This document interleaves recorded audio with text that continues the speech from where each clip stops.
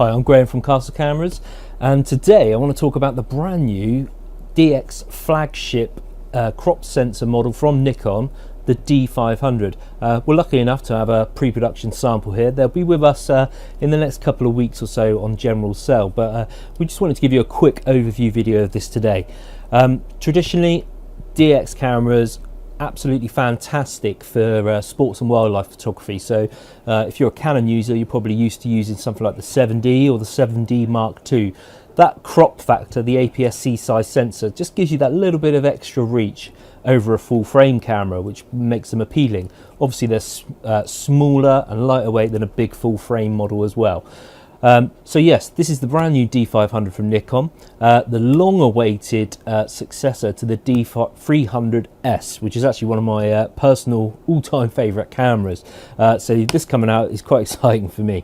So coming along with this is an all-new sensor. It's 20.9 megapixels, so 21 megapixels for argument's sake. So not quite as high as some of the others on the market, but still very high resolution when you compare it to the likes of the old D300S, which is 12 megapixels. So it's quite a big step up.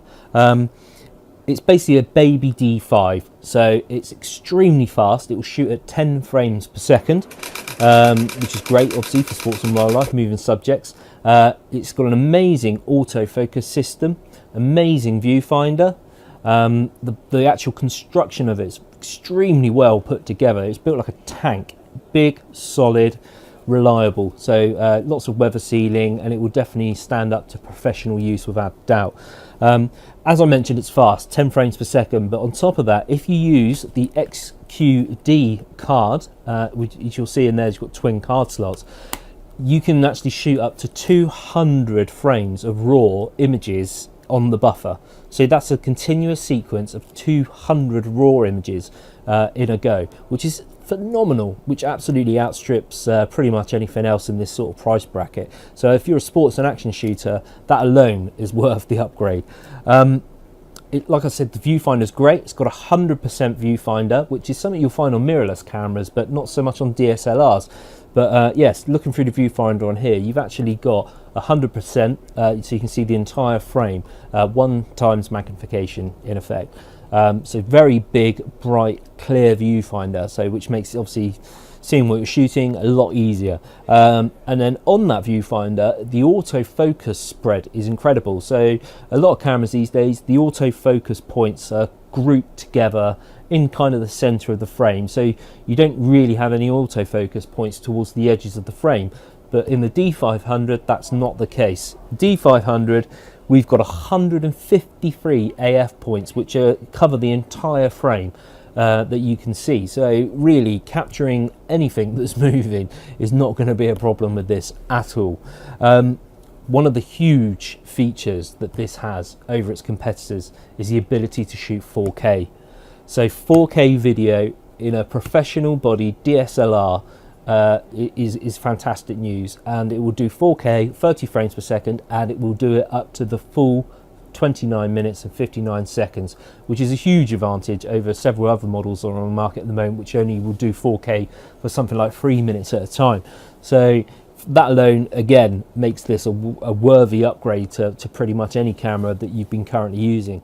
So another great feature is the tilting touchscreen. So as you can see, the touchscreen articulates down. So if you want to shoot high up, you can see the screen. And if you want to shoot low, you can also see the screen that way. But on top of the articulation, we have touchscreen. So you can select your point that you want to focus on and shoot. Amazing feature. I absolutely love it. Certainly makes using the camera a breeze, to be honest. And also when you're reviewing images, you can just hit the play button and use your finger just to swipe through the photos that you've taken already, which again does checking previews much easier, especially landscapes as well. You can just pinch to zoom like you do on something like an iPhone or an Android device. Again, really easy, user friendly, just make little touches like that, just make using it a breeze. So along with the new sensor, this also has great ISO performance with a base ISO of 100, and it goes all the way up to 50,000 native ISO. So shooting in low light with this will be a breeze. Now, as I mentioned earlier, this is going to be a bit of a 7D Mark II killer. Now, if you were to compare the two, you will see they're both very capable cameras. Currently, the 7D is quite a bit cheaper than the D500, but obviously the D500 is very new to the market, so there will be a bit of a disparity between the two at the moment. But if you ignore the price and look at the specs, you'll see the difference in terms of specs really, that the 7D Mark II has got GPS, which this has not. Depends up, you know, if you're really a big fan of using GPS on your cameras to log where you've been, but you know, it's not really a major feature.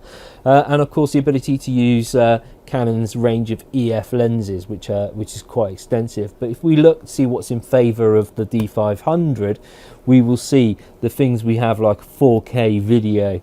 It'll do more shots on the buffer. It's got better image quality, more focus points spread all the way across the viewfinder, touch tilt screen, Wi-Fi and NFC and Bluetooth. So really, this is leagues ahead of anything else that's out there. So as I said, coming to store very soon. Get your pre-orders in now to get delivery from the first batch. Otherwise,